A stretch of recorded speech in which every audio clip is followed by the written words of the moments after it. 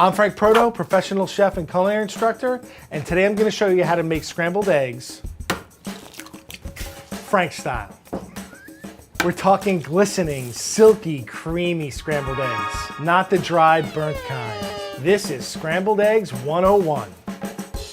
My perfect scrambled eggs are creamy and silky, not fluffy. I don't like fluffy eggs. My secret to perfect scrambled eggs is butter, timing, and a little bit of love.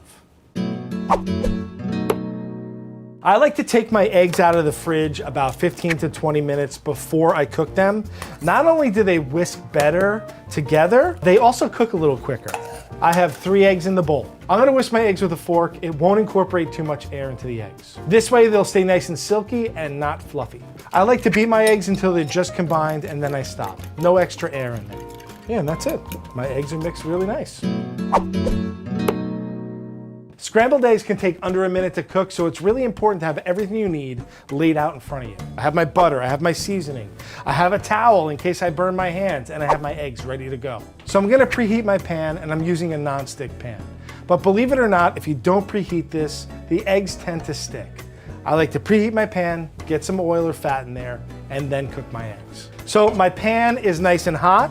It's over medium heat. I am going to use a fair amount of unsalted butter. The butter gives our eggs flavor, and then I can control how much salt goes into them. You can use something like a vegetable oil, that's fine, but there's no flavor in that. So to start the scramble, I'm gonna add a nice big knob of butter to my pan. And I don't care if my butter is fully melted, I just want it to coat the bottom of the pan before I put my eggs in. Now's when I wanna add my eggs.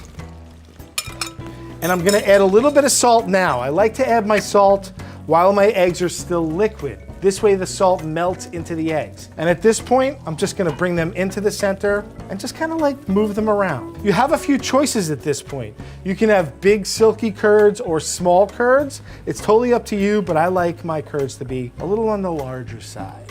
I usually stop cooking once my eggs are no longer liquidy, right? I don't want these to be liquidy and wet. I want them to be slightly creamy and shiny.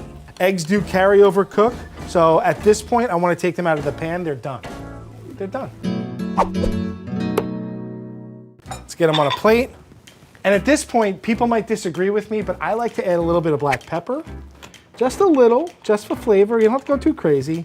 And then I take a little knob of butter, and I'm just gonna spread a little butter around and let the butter melt into those eggs.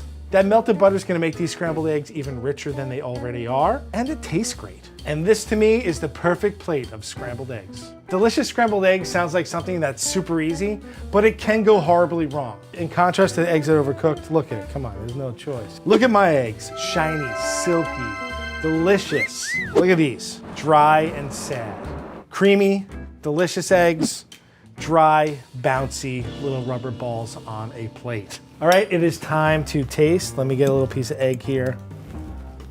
Right off the bat, you get that nice creaminess of the butter, and then you get the egg flavor.